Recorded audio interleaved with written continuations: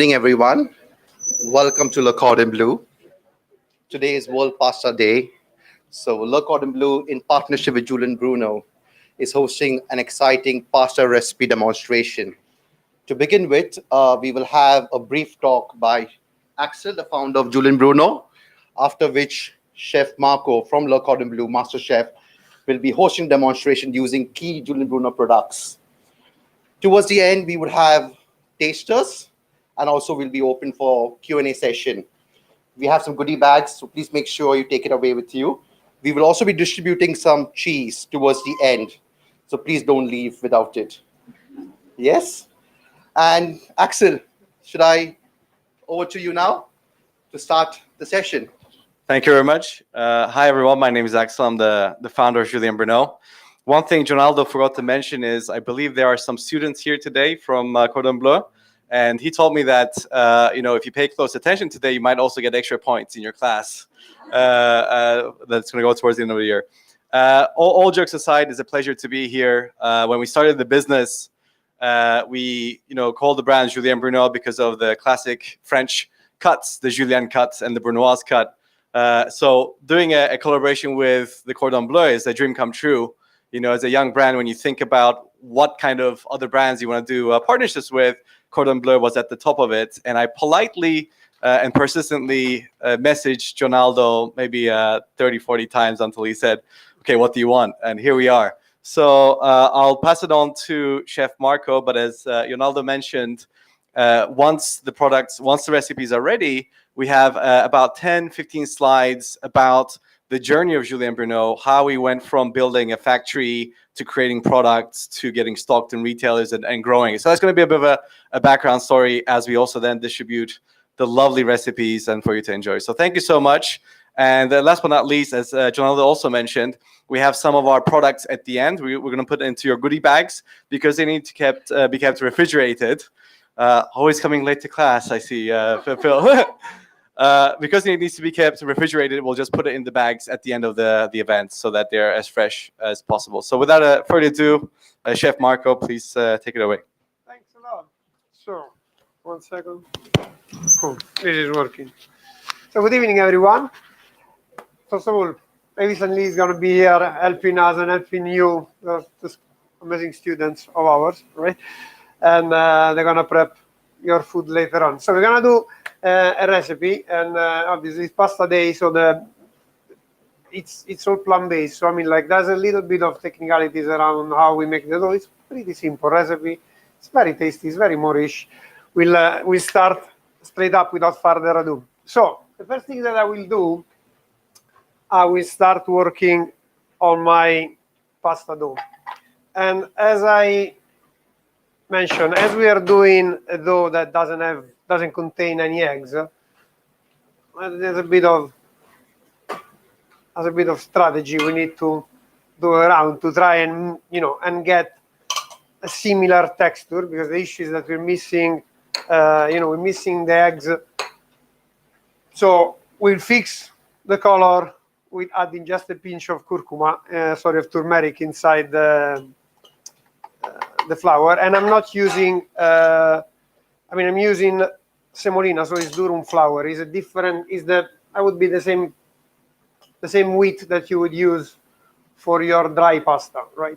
However, in Italy is used. There's many dough that are done with this kind of flour. Generally, to avoid, I'm gonna do a hot dough. So I'm bringing the water around 60-70 degrees, and we're gonna work the flour with hot water. The reason why we do so is because basically, as I am scalding the protein, the protein will start to denature a bit, so there will be a bit less gluten formation. Same, there's also another thing that is happening, is that basically my starches there's a gelatinization of the starches that's happening while I'm actually adding the water through it. So it can actually absorb more water. Now, the ratio that for a normal egg pasta would be generally is like the weight of your whole egg is half the weight of your 0-0 flour, right? However, you're not adding all water, right? Because when you use a whole egg, there's big part of it is protein, is fat, right? So for me to be able to sort of mimic the texture and get a nice and pliable dough, I'm gonna just bring the water. I'm gonna heat up the water. Then I'm just gonna start mixing everything. I'm using a fork here just to distribute quickly the moisture all around the flour. And if you see it's all lumpy at the beginning, don't worry, no problem. That's how it's supposed to be. It's gonna pack up all together. Where am I? Am I not centered? Sorry, I thought I was on the other. Thank you. I thought we are on the other camera. Apologies. Right? There we go. And I'm gonna start working my dough. And I keep working in the bowl until I get basically all the moisture, all the flour absorbed. At the beginning, it will feel quite strange. That's because of the semolina flour, right? So at the beginning, it's gonna feel like sort of floury and a bit lumpy.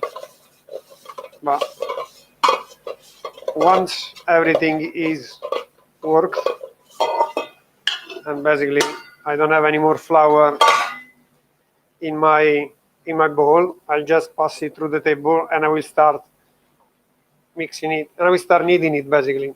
So now we are developing a bit of the gluten, right? The dough should feel higher than body temperature in your hands, right? And we're basically just gonna keep kneading it until it's gonna cool down and become nice and soft. So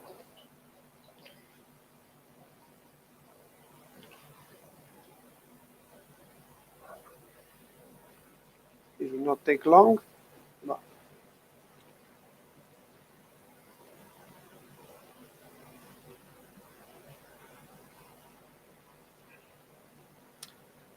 also, when I'm kneading the dough, the motion is physical. I'm just working with this part of the end, right? And I'm pressing it and stretching it.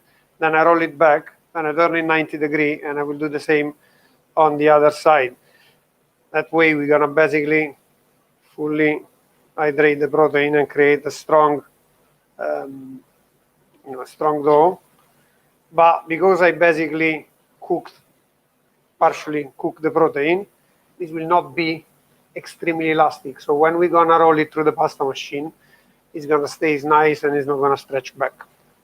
You'll see that later on. And this is, as you see, the color. It looks pretty much like our egg pasta. I will now wrap it up and put it in the fridge, and we're gonna let it rest for about 20 minutes, right? And that is because we need to allow the protein to fully hydrate, but also to stretch back and don't be too tense, too elastic, basically. And this is going in here.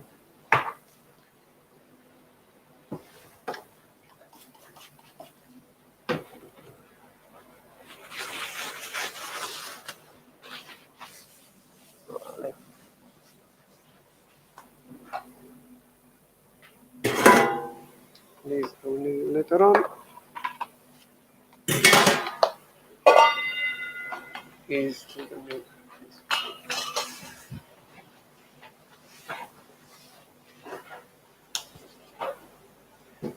now my next job will be start working on the stuffing of my tortelli. So the first thing that I will do, I have a pot of water here. I'll bring this to a boil, and I have three bowls with ice.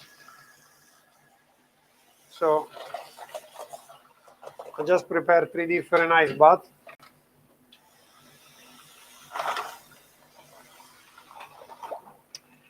And I will use the same pot of water to blanch the spinach that will go inside the stuffing, my heritage cherry tomato, and the rocket. This is all going to be used later on for the various stages of our dough.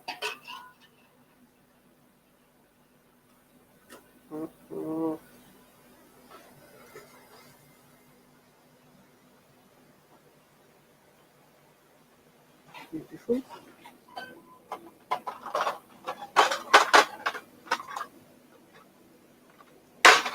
The pesto. And this is going to be for my stuffing.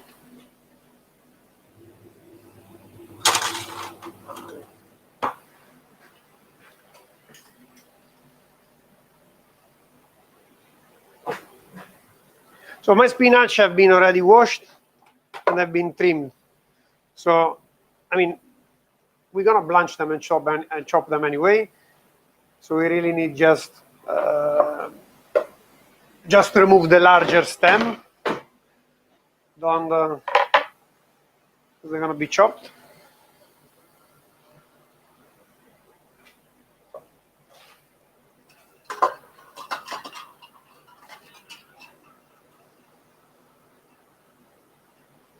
I will add just a pinch of salt.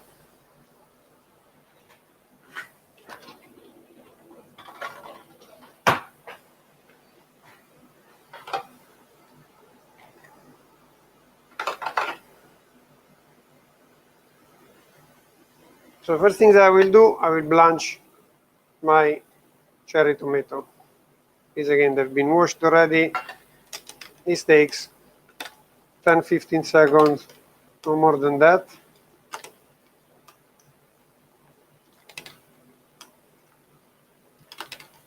Just want the skin to blister.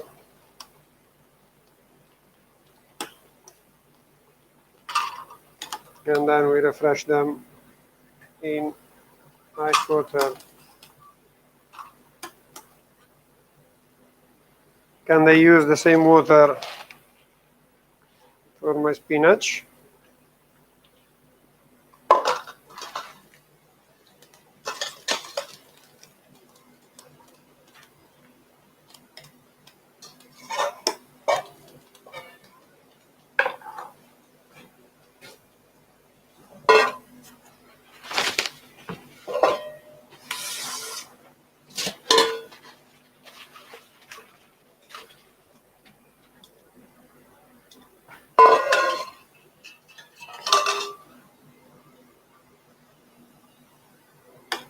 And we'll be refreshing these also.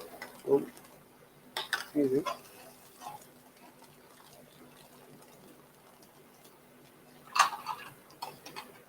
And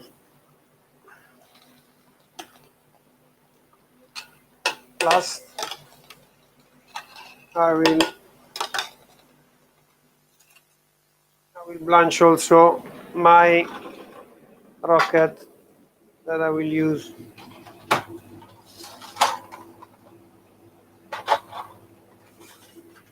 for the pesto. So the rocket, if you watch like on the handout of your recipe, I will blanch just half of the rocket that you have there. And this is because we're gonna make a pesto with the rocket basically, where we're gonna toss the tortelli later on. But by blanching this is a technique, let's say, that you can use also when you do your normal basil pesto. If you don't want to be there and using pasta and mortar, you want to use a hand blender, like, as we are in 2024, right? The issue that you have with pesto is obviously when you start blending it, you increase the temperature and you will start to oxidize the pesto, so it gets very dark. Now, if you blanch half of the basil, basically, you are slowing down, not stopping, this oxidation process. And so you can actually use an hand blender, blend your pesto, and it's gonna last way longer with a very nice color. Now, there's another advantage for us. That's why I'm gonna do it for the rocket as well.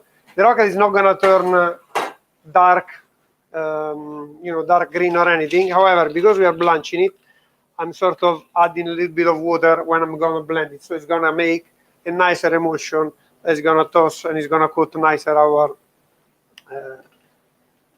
tortelli later on. So these two, for now, I'm gonna leave them here, and we're gonna get back to it later on. The rocket. So I'll go back in the fridge. And I will just now get my spinach that have been refreshed, and we're gonna squeeze them very well. We want to basically remove as much as we can the excess water, otherwise it's gonna soften up too much our dough.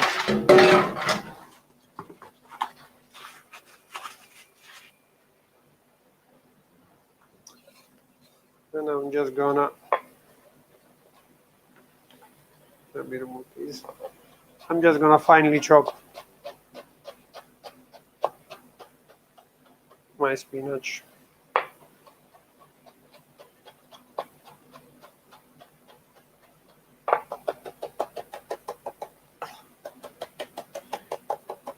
So far so good.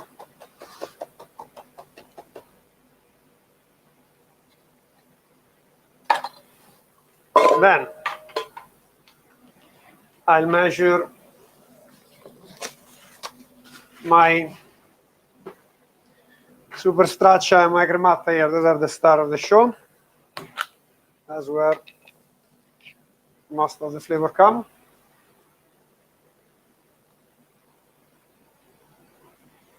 Oh my God, where am I? Perfect. Perfect. Like, unbelievable. Like, literally. 100-gram shot. Surprise. Where am I? Oh, why is not the... That's a new camera. No? What's going on? Sorry, I'm used to... Generally, we have a different... Hmm? Yeah. Okay. Surprise. Why you never use the other one when you have the...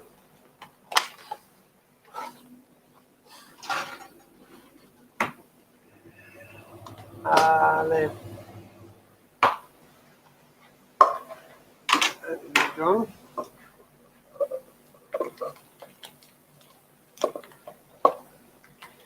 And I'm just gonna mix. I will add my chopped spinach.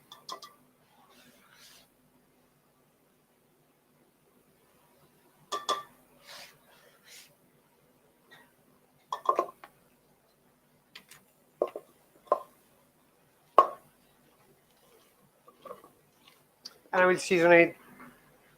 And I will season it with a bit of cracked black pepper, a pinch of ground nutmeg, and just a little bit of salt.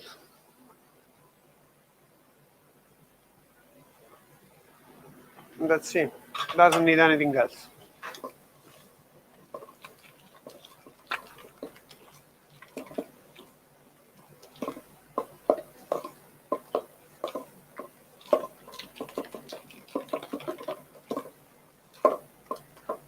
And then I'm gonna work, and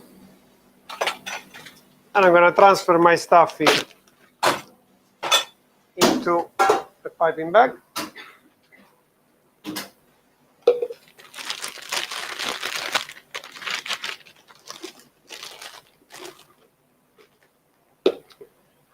And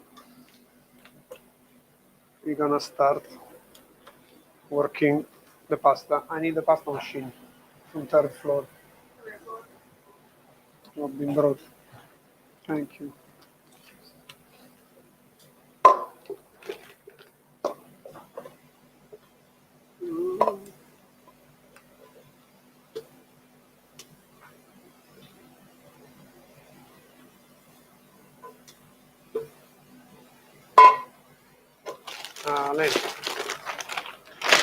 So now I'm gonna let rest these in the fridge as well for a little bit, just so it firm up a bit. And we will proceed with the next recipe.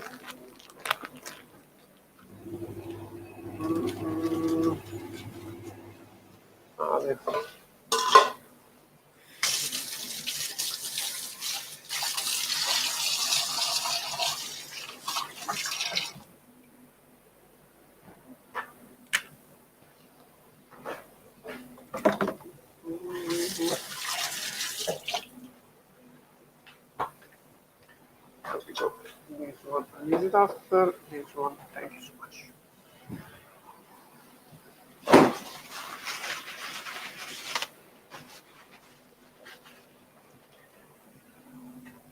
Now, my next job will be working on our rocket pesto.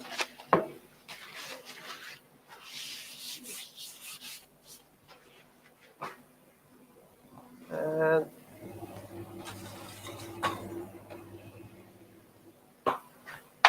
here I got my ingredients. Same as before, we're gonna start by getting the blanched rocket. Thank you. Just drop it and I'll fix it now. Thank you.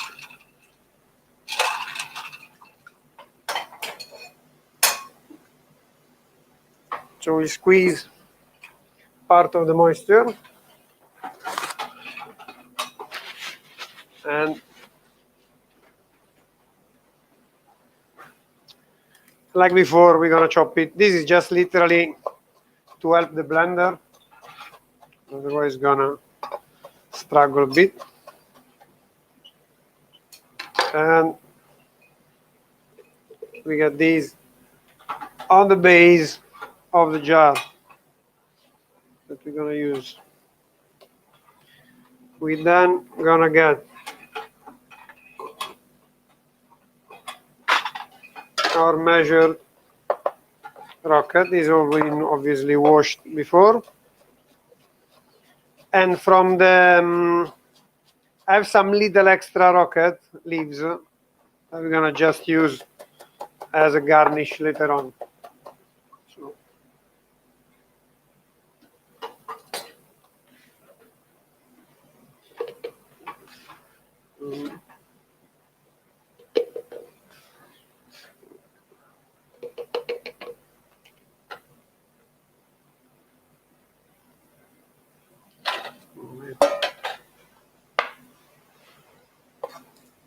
So quiet.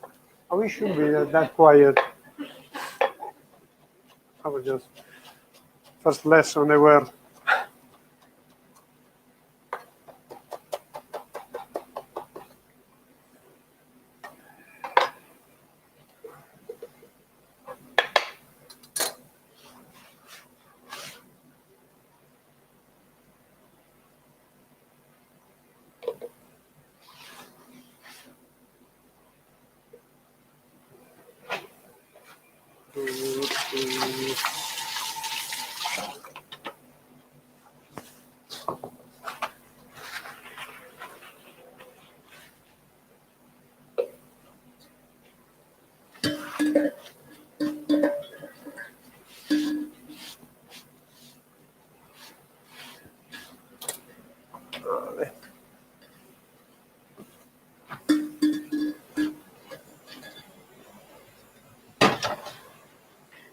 So now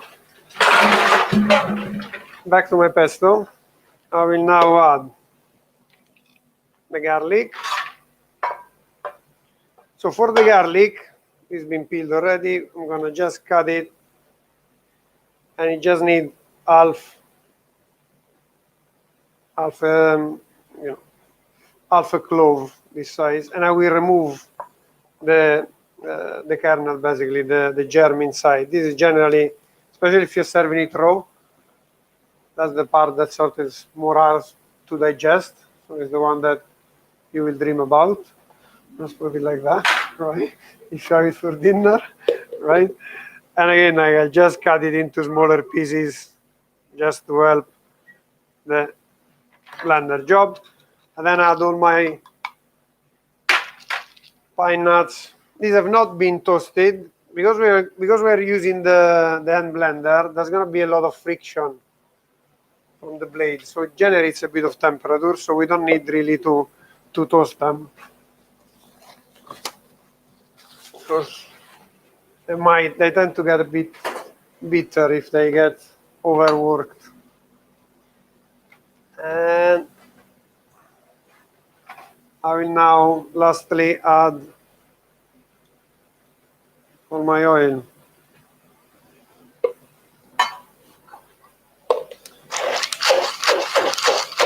And that's it.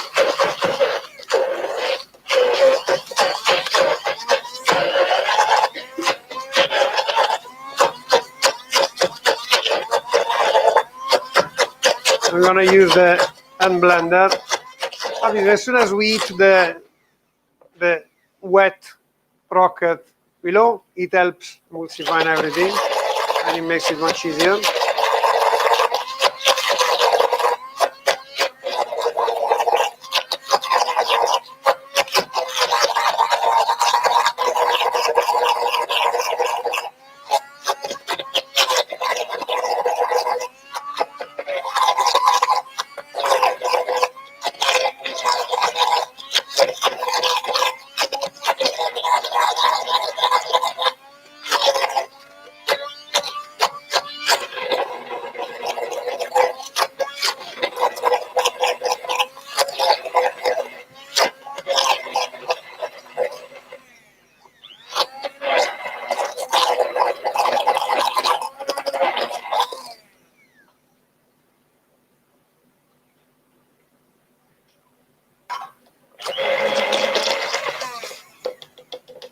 Good. I'm happy with the texture.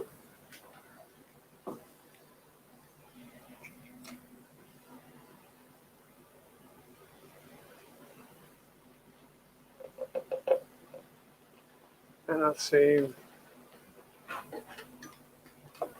leave this in here for now. I'll get back to it.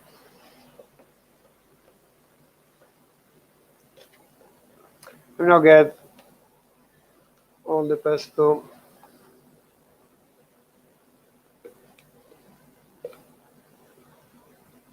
And we save it on the side. Probably, I mean, this is, I'm following exactly the recipe that you have on your handout. It's probably, this recipe yield more than you will need for 2 portions of tortelli, but otherwise there's no blender that can actually work that tiny amount. So it's okay. You have enough to season the bruschetta the day after. Or toss it into a salad if you have a bit of super straccia left over.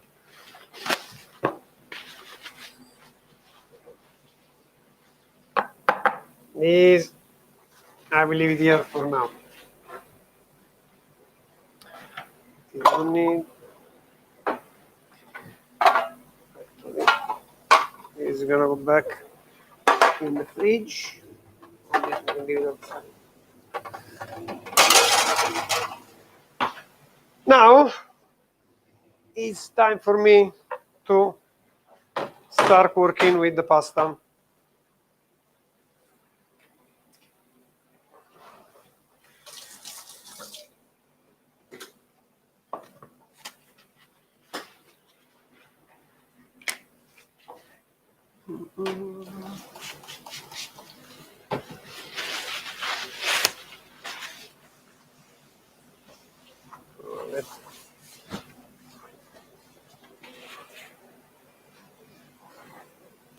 I'll just get it.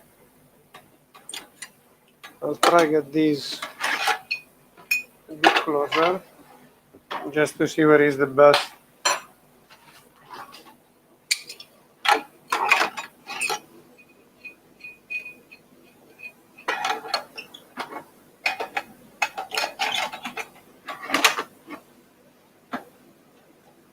There's a trick to build it in here.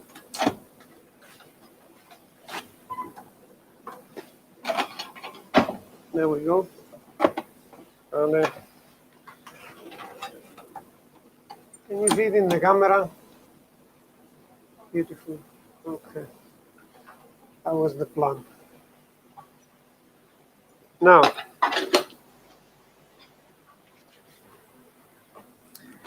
my dough.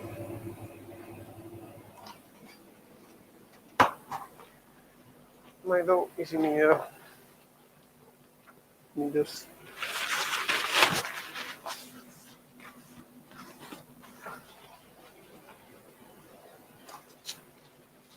Okay, there's a tiny amount, right? But the dough is still quite soft. When you work it colder from the fridge, it's let it rest a bit more. It's gonna be slightly harder when it cools down completely. That's why I can flatten it up like that. But it's gonna be a more pliable dough than your regular pasta, right? So, how many of you has a machine like that home? Right? Beautiful. So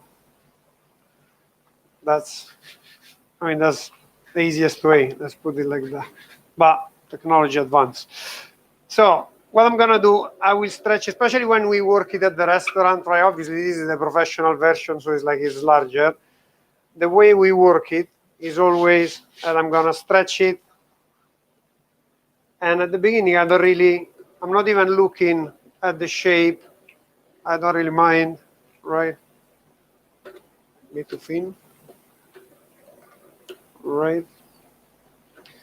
Still a bit too moist. I'm gonna work it back. It's a bit too warm still to work. But at the beginning, when you stretch it, you don't really mind what's the shape, because the goal that we're gonna do is that we're gonna stretch it.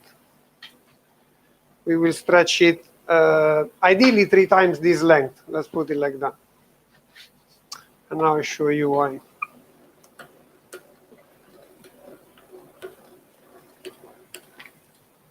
Because you then fold it in this way, and you will start stretching it on the other side. And that gives you a nice, neat rectangle. Now for us, it's quite important when you work big amount, because that gives you the less trimming possible. Then when you will process the rest of the cut, you start from a nice, neat rectangle, basically. So I'm gonna stretch it all the way down to 1 millimeter.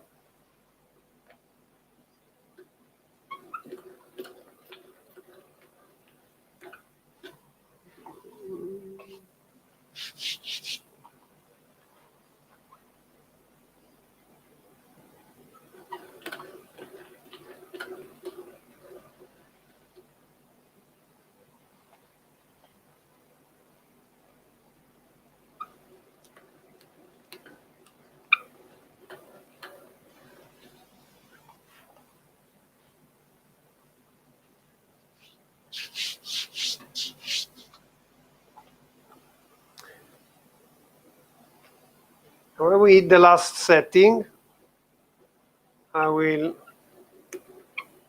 roll it twice. That's something wrong with the machine. I think the machine was dirty. Apologies. Oh my. It's okay. Things happen. There we go.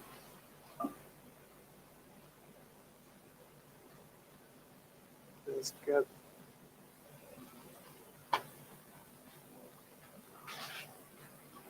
Let me get this clean.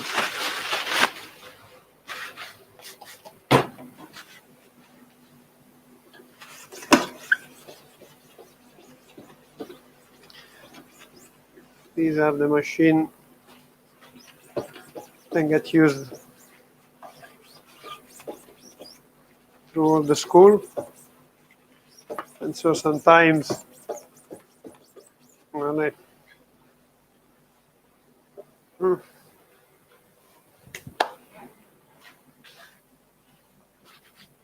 let's start again.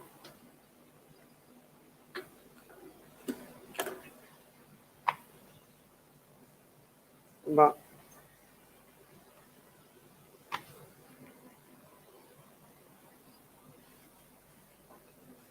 vale.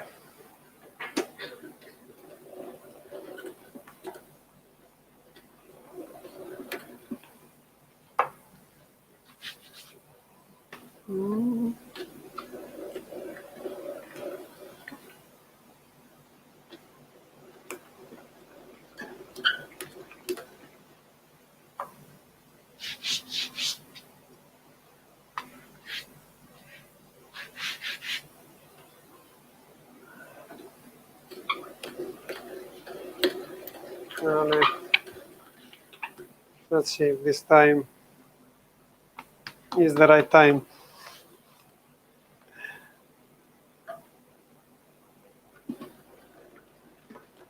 Every time you do this folding and rolling it again, now don't bother about the fact that they stick to the machine, because that was like when the rolls, they're not perfectly clean. Sometimes they stick, and if you stick somewhere, it's just gonna get rolled in.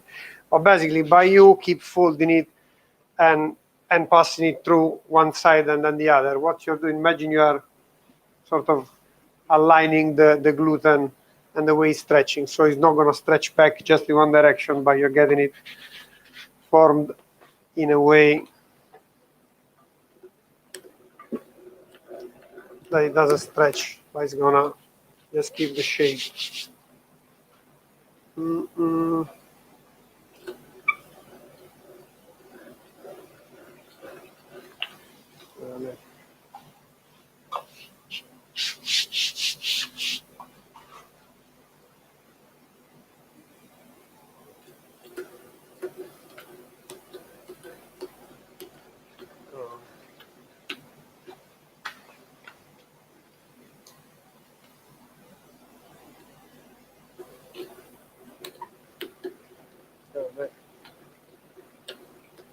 There we go. Finally.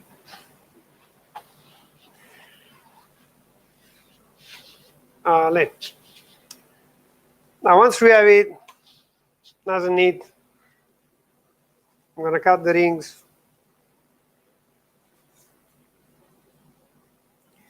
I'm using the 9 centimeter ring cutter, so they're going to have they're going to come out quite large.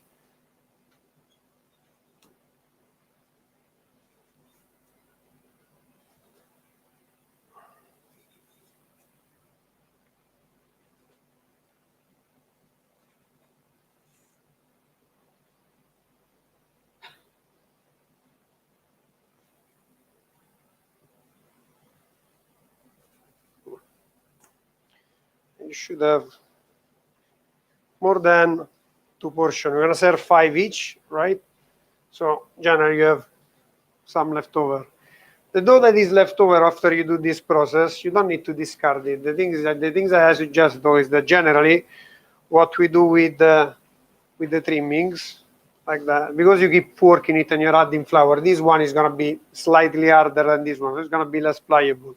So generally you would reuse this dough if you want to make anything like tagliolini, fettuccine, like any long pasta, then you need to cut. So you want to use a drier dough. It makes it way easier to work with. Now, I'm going to get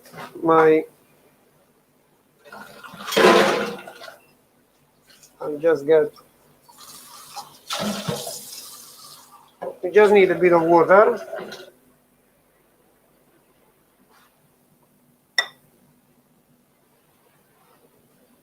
And I'm going to just wet just half of my rings.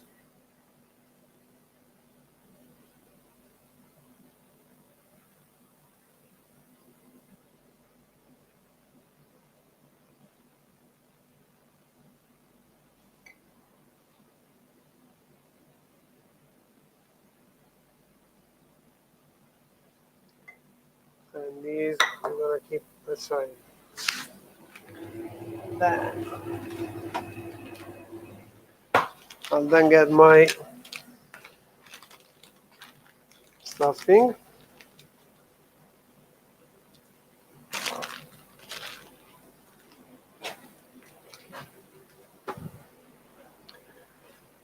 And I will pipe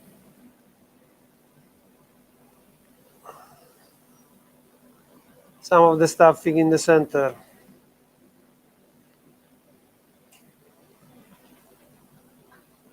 Help yourself with a knife. Just push it down.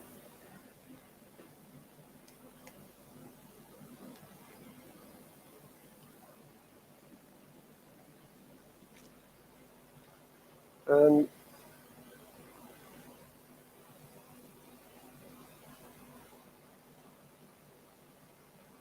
just get the stuffing as flat as possible. And now for the shaping. So you will start by forming an half moon.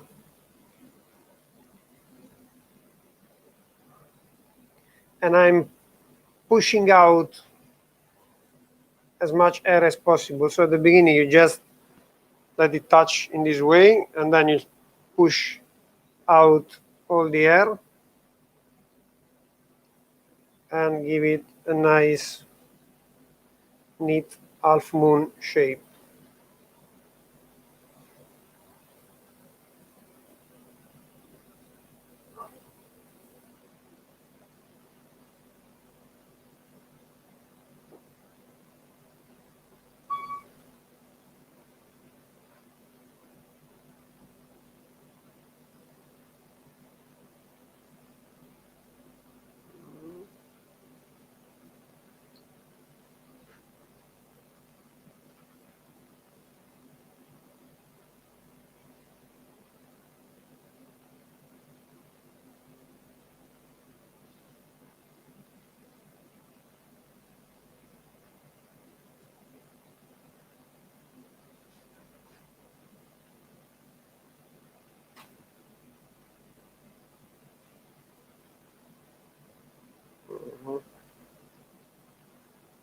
Beautiful.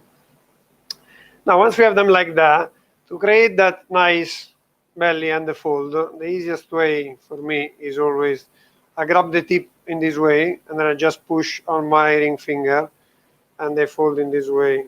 And then I just roll them around my index and pinch them just on the base. And so they get shaped, right? We get a little tray. 1 second, maybe.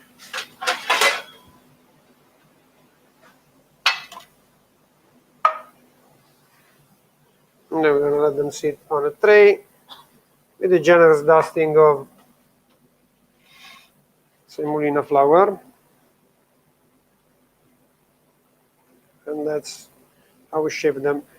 Little trick, when we pinch them, try to pinch just the base, not the whole, because here you have like 4 layers of pasta basically, because of the multiple folds. So if you just pinch on the base and you leave it open in here, the hot pasta will, the hot water will be able to pass through, and so it cooks uniformly rather than having a whole big lump of undercooked pasta.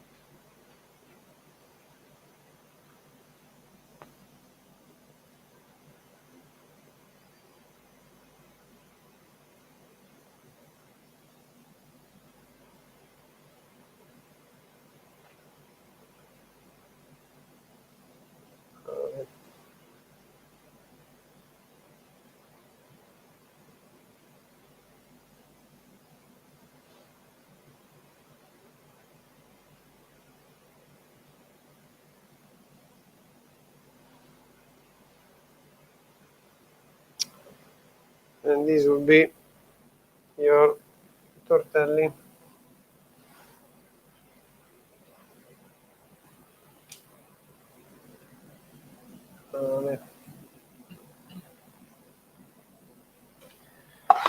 Now, I will add a bit more semolina on top. And I'll put them in the fridge. I'll leave them uncovered so they can dry slightly while we carry on with the rest of the job.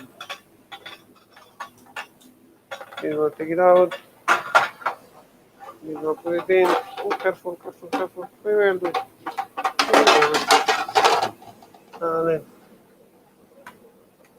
There we go. It's fine.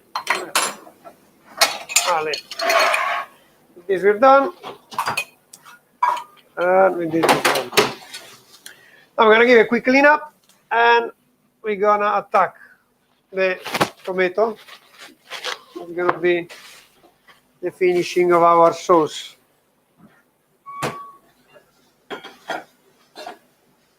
Beautiful. Thank you. Thank you, Lee, for your kind cooperation.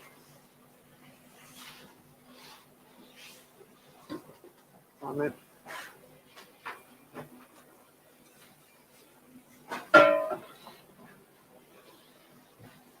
Beautiful.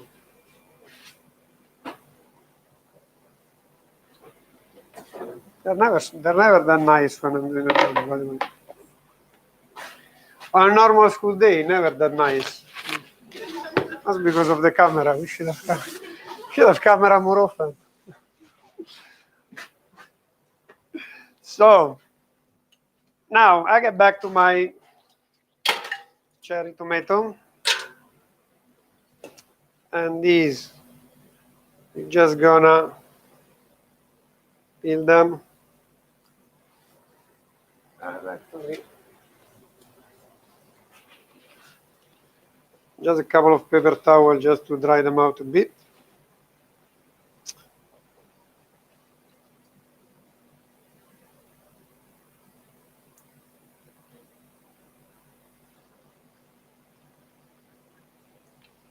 You see where they're blanched. If you leave them in the water, they are easier to peel. To be honest, like, I mean, we're peeling just because we're making it fancier. You know what I mean? The end of the day, you know, is not in bed with it. It's just about the texture. But it's also pretty healthy, the skin.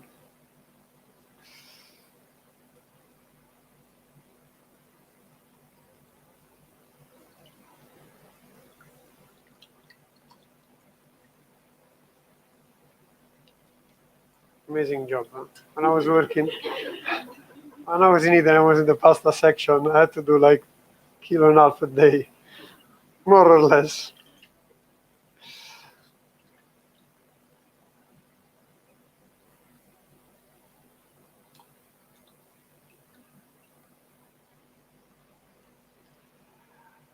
Vale.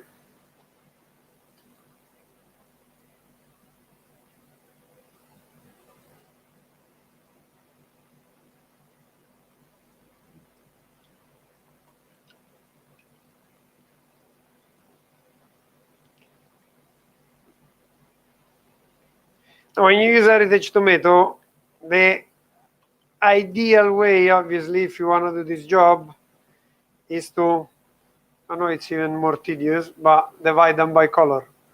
And you blanch them by color. Not because we're mental, which, you know, after a while, the OCD kicks in and you get worse and worse.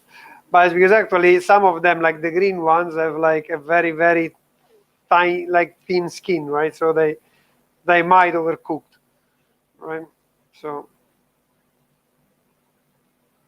but it's okay. From there you cannot see which one are overcooked, which are not.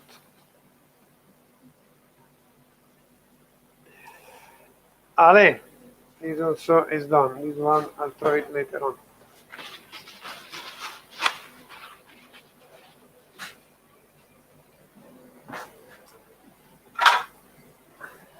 Now, before I start cutting this in half, that I will do, I just want to give a quick clean up, and I will start working on the oil. I mean, I'm sure that everyone, when got in, you had just a little hint of garlic, right? That was because actually we were doing your. This is infused one already, huh? That's okay. Fine, I got it measured. I got it measured already. Yes. So what I've done basically is we're gonna have some oil, and you see it's a generous portion of oil, right? But don't worry, you're not gonna drink it all unless you want, right? But who am I? I'm Italian, you know. For me, olive oil like, runs through my veins, and I'm gonna add the chopped garlic. Now the things that we wanna do with these, I'm on a very, very gentle heat, right? And I want these to, I mean, the oil needs to infuse. Ideally, the garlic needs to start just, you just need to start seeing tiny, tiny bubbles, but you don't want this to color because it needs to sweat super slowly. And when you cook it this way, I mean, there's many other ways. You might want it to get color, to have like a different flavor profile. When you let it go slowly, like that, it mellows down a lot the flavor, and it gets like very soothing. I think that's probably the word, at least for the soul. And if you're, if you're born in, if you're grown up in the Mediterranean area, that's, There we go. Then I'm just gonna cut my tomato in half.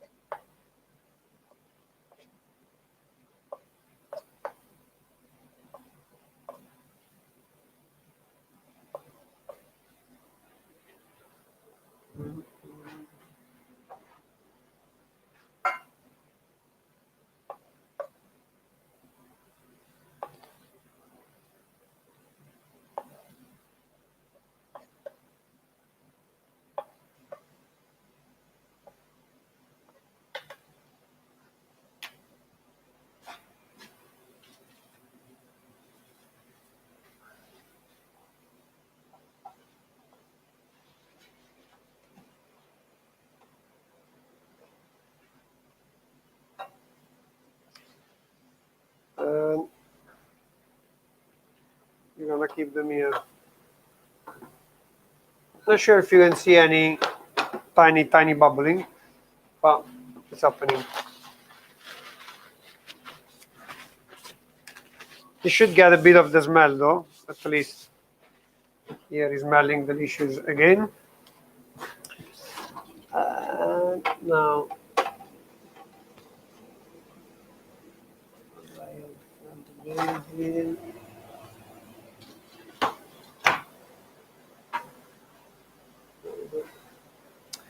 now the last bit that I will do, I will get my basil leaves.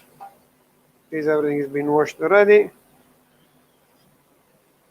I'm gonna get it and roll it very tightly, and I'm cutting into very, very thin stripes, which is the things that we call chiffonade, because it makes it look fancier, makes it sound suddenly, but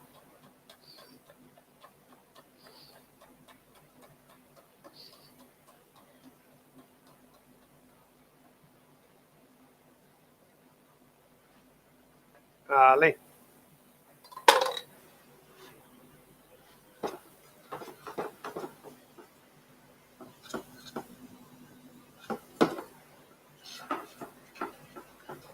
So now that my garlic is softened up and it's becoming more translucent, and I can see just this little bubbling. I lower the heat, and I will get in with the tomato. Now I want this to be literally less than a minute. I will add some salt, and I don't want the tomato to cook, to melt, to break, right? I just really want to warm them up, get nice, and toast, soften just a little bit, and then I'm gonna add my basil chiffonade. And this is gonna be just to finish up our plate at the end. But basically, your tomato, they are just literally warmed up and seasoned. Now, between the heat and the salt, they will release just a little bit of their water. But let's see, we don't need any flavor at all. That's done. We don't need any cooking at all, sorry. This is done.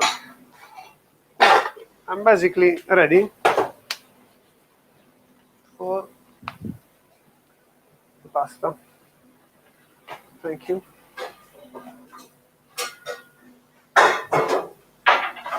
That's my mind.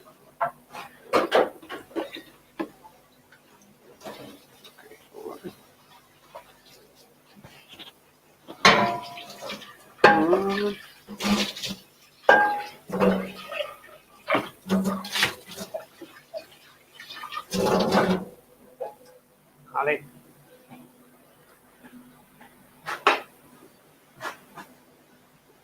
I'll get some of these. That is already hot. Maybe a bit too hot. But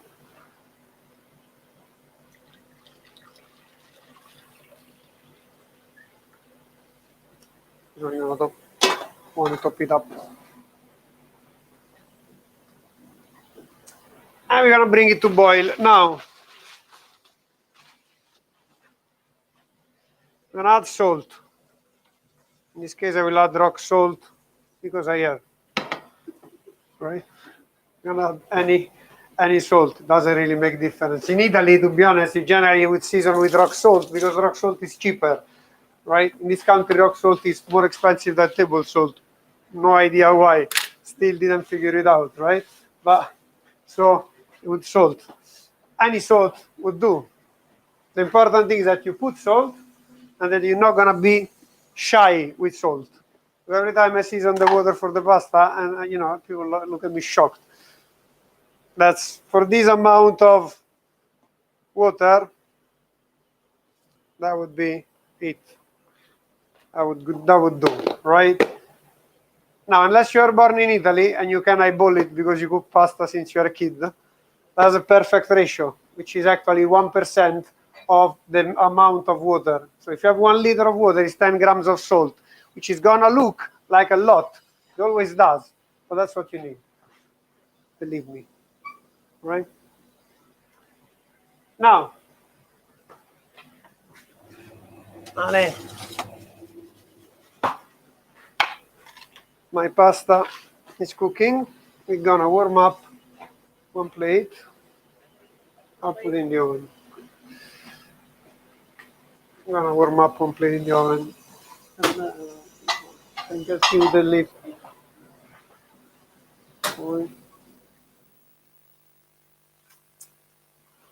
And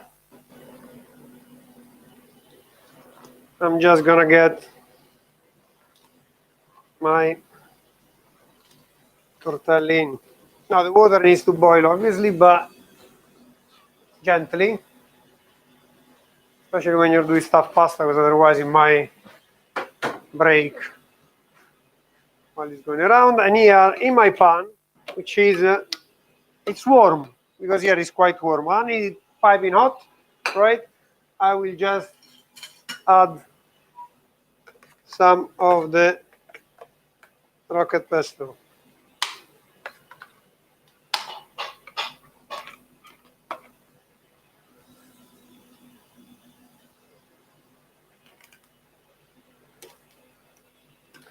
And yeah, we're gonna cook the pasta literally for 2 minutes, 3 minutes. I mean, it's fresh pasta.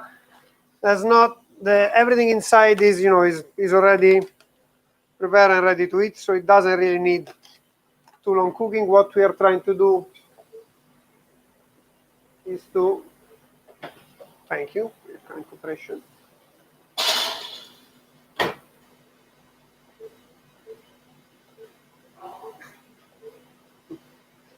Just gonna warm up the plate.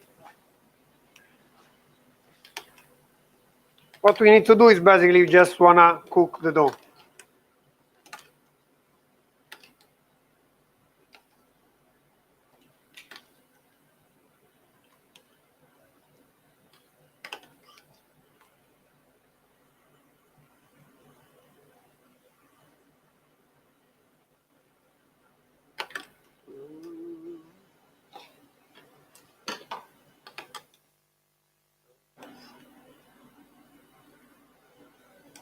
And you see, I'm not being too picky at the beginning to strain all the water. I want some of the cooking water of the pasta because I'm now gonna it's just diluting my pesto basically. I'm on a very, very, very low heat now, like super, super low, right? I just really need to toss the pasta into it and get it all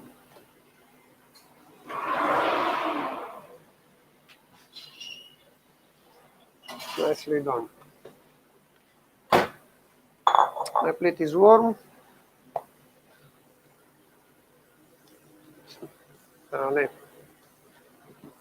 And now I'm gonna plate.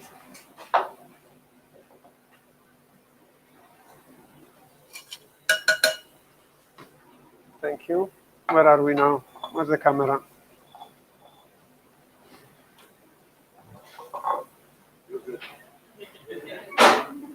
Cool.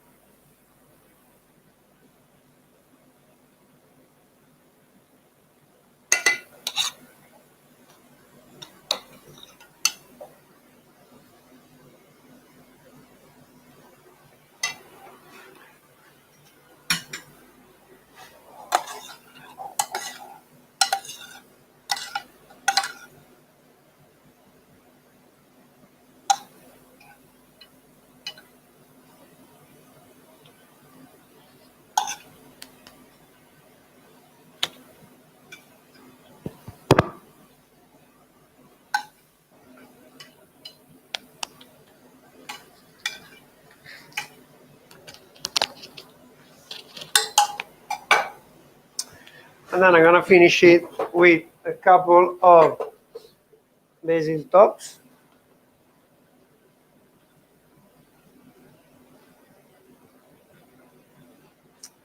And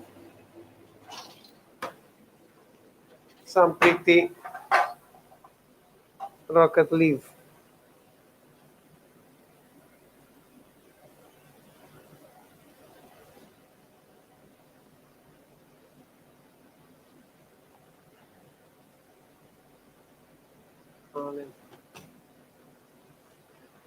We're gonna give a little clean up to the plate.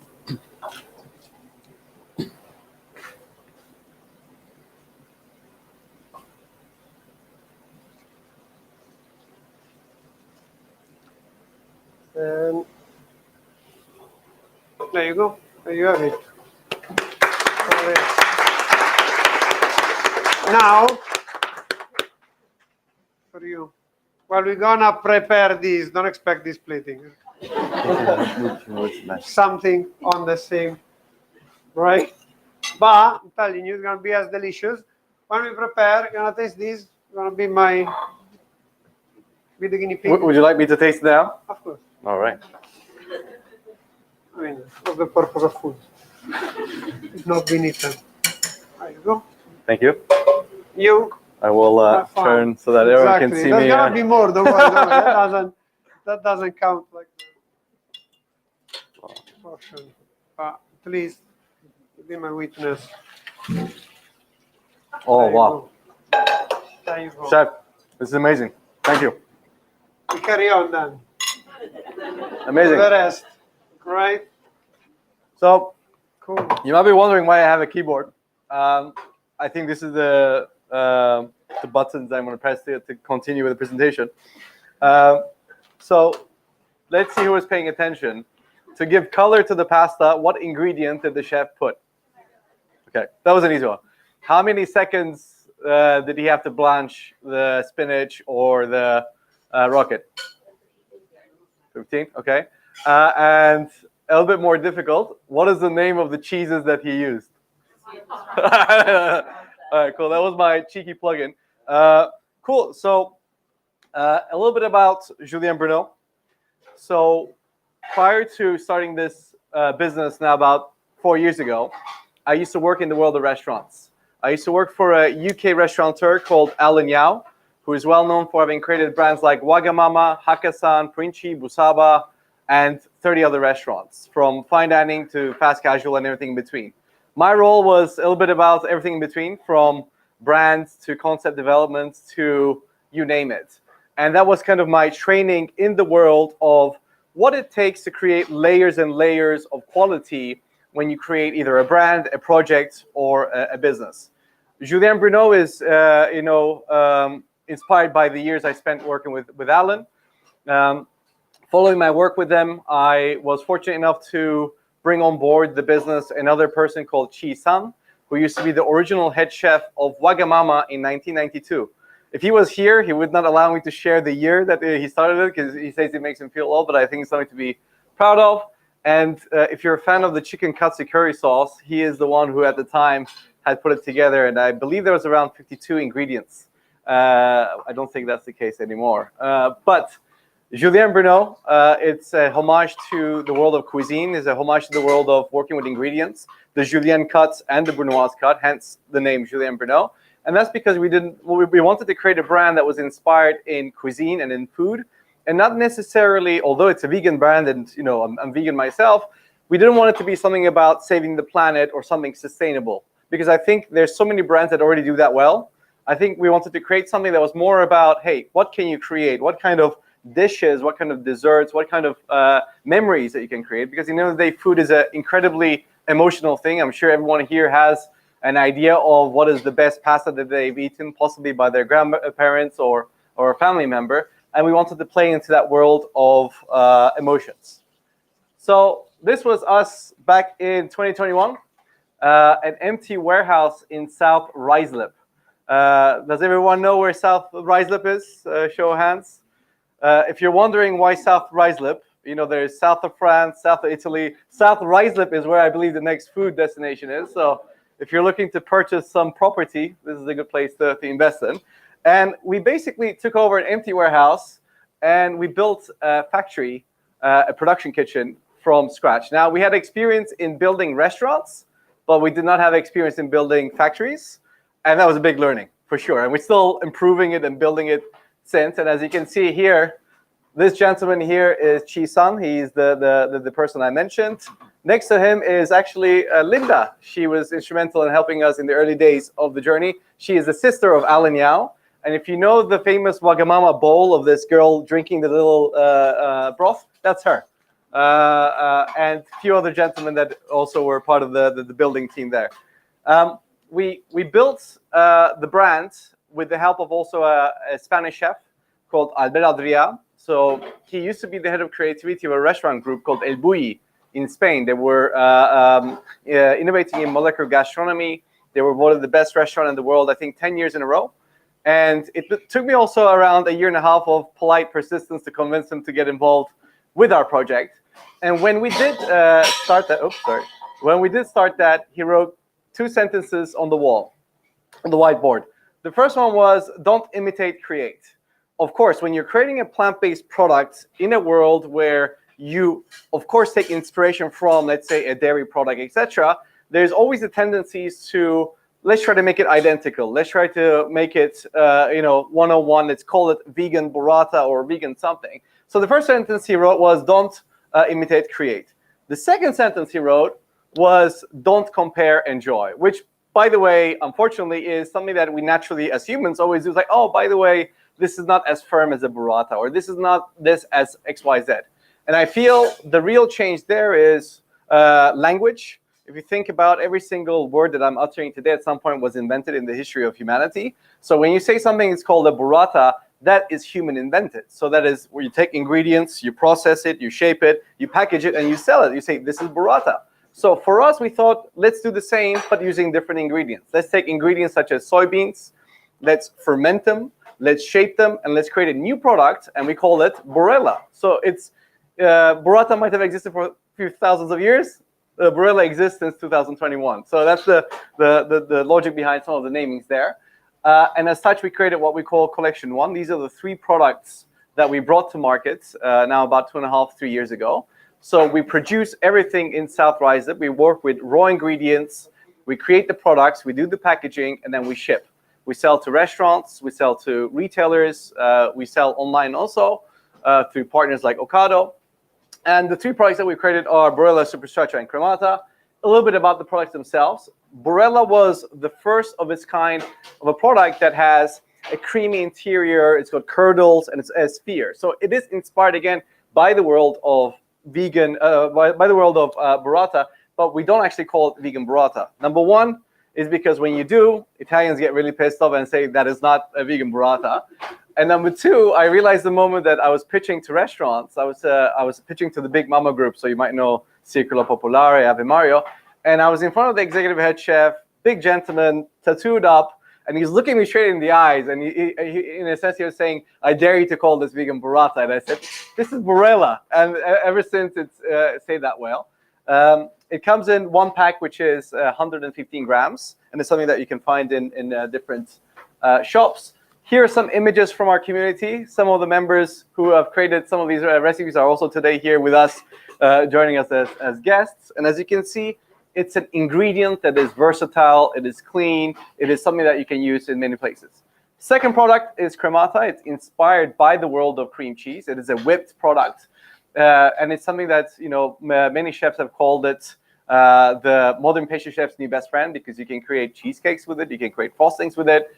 And it's something that, as you can see from the creation of a tiramisu, which I wish we would have created today, but maybe in the next event, it's an incredibly versatile product. So where I'm going with this is, as you can see, so far, I have not talked about sustainability, I have not talked about veganism, but I believe this is how you also enter the table. This is how you get to be on the table. Not that those things are not important, but I also think, the seduction of the palate is a little bit more interesting, I think, in 2024 than some of the hard facts that we know to be true. Last but not least, Superstraccia. Now, you might be wondering, this word is very long and difficult to pronounce, and that was exactly why we did it. We thought, you know what, if it has such a strong, long name, it'll be a bit more memorable and will stand out. And we're still testing that theory to date, but it's a name that I'm still very happy with. And this one comes in 150 grams as well as 1 kilo. So this is what we sell to restaurants. You can find this in places like Pizza Pilgrims, Home Slice, Ave Mario, and they use it as a dollop. And that's also the product that we have today inside the pasta. Some beautiful visuals of the products themselves.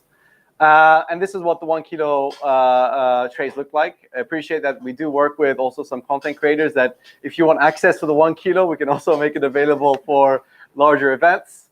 To wrap up a little bit about, the ethos behind it is when we set out to create this brand, we were thinking if, let's say, Alan Yao and Albert were creating a food brand back in 2001, where a lot of the words that are common today about, the gluten-free or this or keto or vegan was not there, how would they create a brand?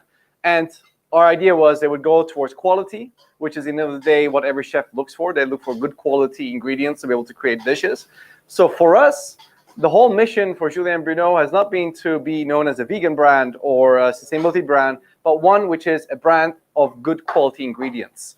And as such, in a very bizarre way, we've seen that the demographics of who buys Julienne Bruno are the kind of people that have an oat milk latte in the morning and a steak tartare or a smoked salmon bagel in the day using our cremata, which is, that's the world we want to be in, and where the ingredients are on the table, they are utilized, and if it means that it's being mixed with other non-plant-based ingredients, I think that's a conversation starter that gets you moving in the right direction. So that is us in a nutshell. I hope this was a bit of an insight into the world of a young plant-based startup 4 years into its making. We're about 19 people, by the way, not that big, and we're now selling in Switzerland, in Ireland. We just launched in Dubai last week, which was came out of the blue, and we said yes, and now we're there. And yeah, would love to see if you guys have any questions either about Julienne Bruno or about the products or about the evening. I'm sure Chef Marco also is eager to help answer any questions you might have about. So yeah, we open now to the floor to see if there's any questions while we finish the pasta, and we'll be doing serving. Yes. Are you bringing out a collection too? So I'll just repeat to the mic because we're also live streaming. So the question was, are you bringing out collection 2? We have been working on collection 2 for the last 2.5 years. And the target for collection 2 is January. So we're looking to launch new year, new products. And it's still going to be, of course, in the plant-based space. But I hope it's something that is going to excite and, be in the same quality of the products that we have at the moment. Yeah, thank you. Any other questions about either the products today or the recipes that Chef Marco created? Yes. Yes. Do you think you'll move into making things that are ready-made? Interesting. So the question was for the non-cooks whether we would move into things ready-made. So the vision really for us has been to be the plant-based version in a more sustainable way of Nestle.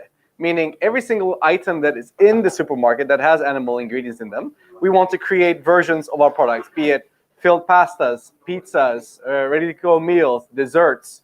We did actually play around with a San Sebastian cheesecake, ready-made cheesecake in the past. The logistics of making it in our factory was a nightmare. But in the future, I think we'll get there. And I think that's where also partnerships are key. So today in our bags, you'll see we also have some lovely products from Sunny and Luna. We have the founder here, where she's sitting right there. So Julia, she's the founder of Sunny and Luna.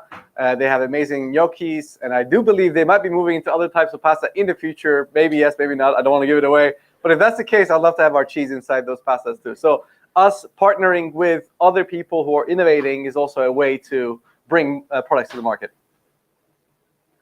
Any other questions? I know you don't want to give away the secrets to the recipes, Yeah. etc. But do you have a plan on showing some behind the scenes of how the products are made, the factory, Yeah. the space, where Yeah. the magic happens? So the question was whether we would be talking a little bit more about the process, the factory, and the behind the scenes. The images I showed of the empty space of the factory is as far as we'll be showing publicly. Jokes aside, it's mainly because when you're a young company and there are bigger companies out there who got multi-million backing, who are, got 30 people working on one product, we need to be careful around the innovations of what we create. If this was 10 years down the line, I think there'd be much more transparency around the process, etc. But given that we are still in the smaller side of the journey, it's something that we are keeping relatively quiet. However, what I can share is the products are made with fermented soy. Now, when you look at a lot of the ingredients in other plant-based cheeses, it's mostly coconut fat with artificial flavorings. You get a block, it's a square block, lots of flavorings, lots of E numbers. In ours, the flavor comes from the fermentation. So that's where the lactic acid bacteria convert into the sugars that you are familiar with. People think about lactic acid as if it's from milk, but it's actually not from milk. It's actually part of the fermentation process. So the flavors that you will get, well, obviously today is a little bit overshadowed by the pesto, etc. But when you try the products by themselves, those flavors are from natural fermentation. So that's something that is interesting. I believe we had another question around this area. That was the question. Cool. Yeah. I know you're not trying to duplicate Yeah. something that's Yeah. non-vegan, but Yeah. do you have an issue with getting the textures that you want to? That It's a interesting question. So first, an interesting thing is when you melt our cheese, it does not stretch.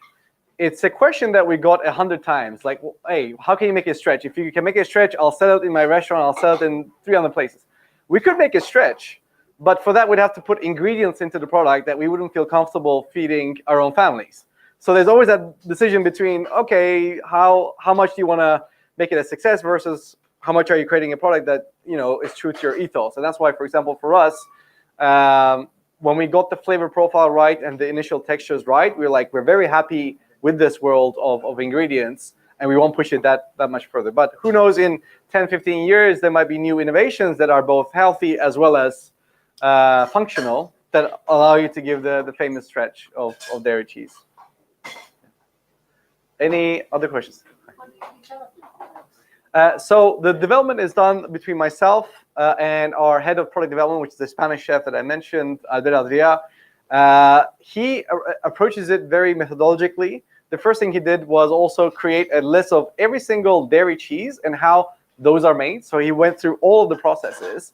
And when you look at soybeans, the reason why we chose these is, number one, it's been part of the human diet for the last thousands of years.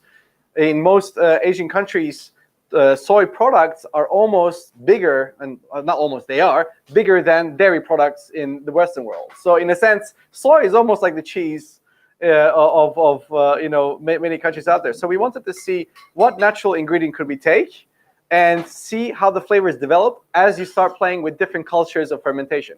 We did this for soy, we did this for lentils, we did this for peas, we did this for cashews, we did this for every single legume and pulses out there until we were confident that soy is the way forward. In terms of also the amino acid profile of soybeans are excellent. They have a good mix between proteins and fats. So that was the way that we chose. And I would love to tell you that we have 30 experts in a lab figuring things out, but it's mostly 3 guys from the restaurant world who know about flavors, who do a lot of tests and trial, and have been able to create some products that we are proud of.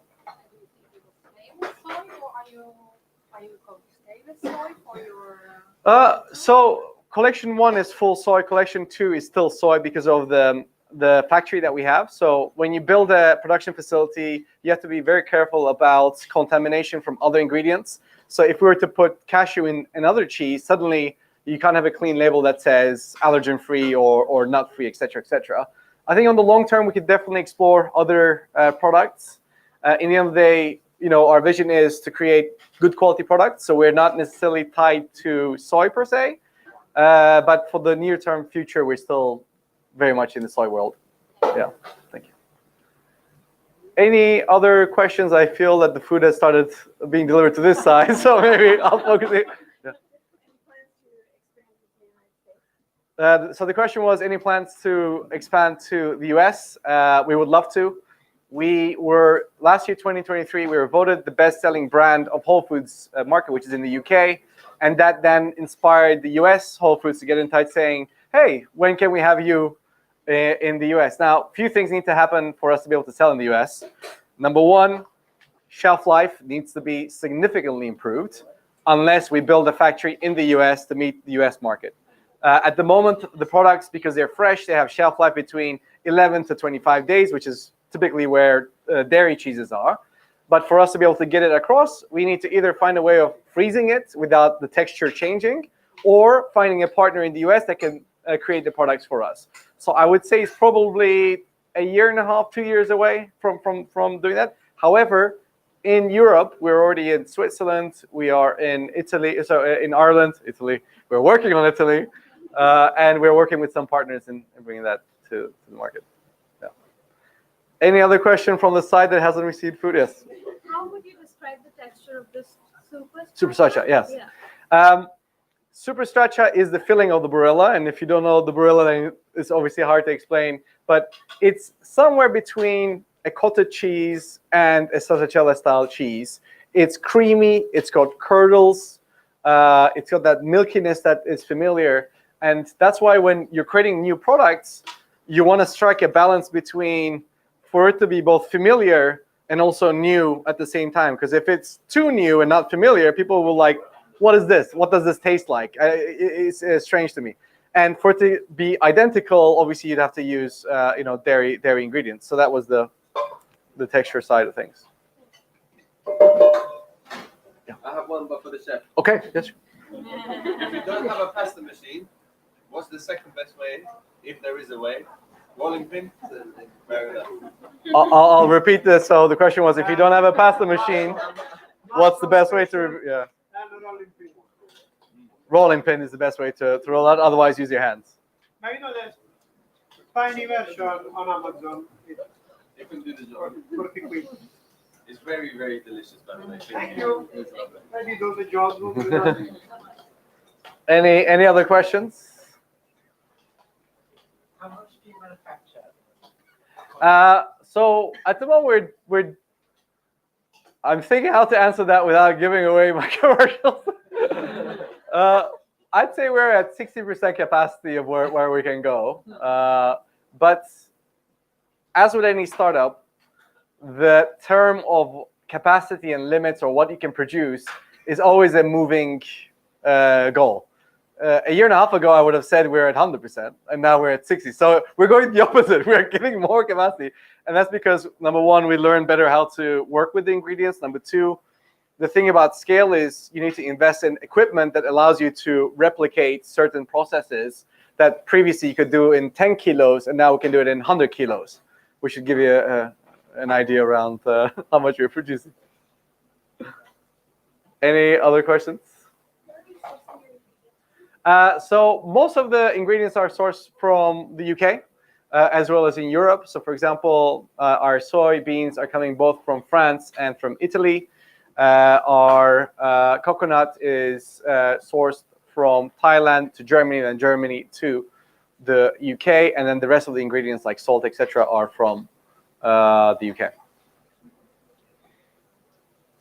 We did have an interesting anecdote where we were launching with our first biggest bakery, Gail's Bakery. This was a year and a half ago.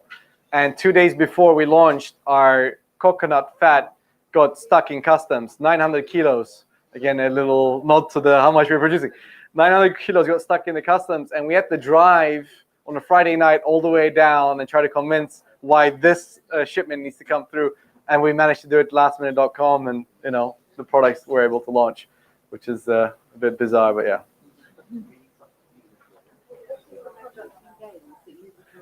It's the superstraccia. So it's the cottage cheese style product that was inside the salad. However, they change their recipe every 6 months. So as of today, we're not in it. If you do know anyone there, please kindly remind them that we'd love to be back and work together. Any other questions? What's been your favorite recipe that you've created with one of your products? If you do check out our Instagram, we do have a lot of recipes, and we try to inspire the creativity of and the curiosity in the kitchen. There's one that we created recently, which I think is a crowd pleaser. You can create a chocolate mousse using the cremata. So it's basically mixing it with a bit of cocoa powder, a bit of sugar powder. You whip it up, you let it rest overnight, and it becomes this airy mousse. You basically bake puff pastry to little morsels, a bit like pillows. You cut it open. On one side goes the chocolate mousse. On the other side goes pistachio cream. You make them kiss and then bite. It's a crowd pleaser. And the more I think about it, the more desserts we need to create. I think that's always a crowd pleaser, but I hope this was helpful. Any final questions? I think I want to leave my luck there. Well, thank you so much for joining us this evening. I believe the foods have been served now. We'll be around here if you'd like to come for a second serving, or if you have any questions. Otherwise, feel free to mingle, meet other people, and enjoy. I believe a little past is finished, but enjoy the atmosphere. Thank you. Thank you. Thank you. Also, a big shout out to Adam, who's serving the pasta now. He is our marketing manager, and he's the one who's put together this lovely evening, along with Jonaldo, also from Cordon Bleu, who's made this evening possible. I remember when I first reached out to Jonaldo a bit over a year ago, politely asking for us to work together, and thank you for giving us that chance, and a pleasure to be here. So thank you very much. Thank you. We did have some water, some still and sparkling water at the back, so please help yourselves. Yes.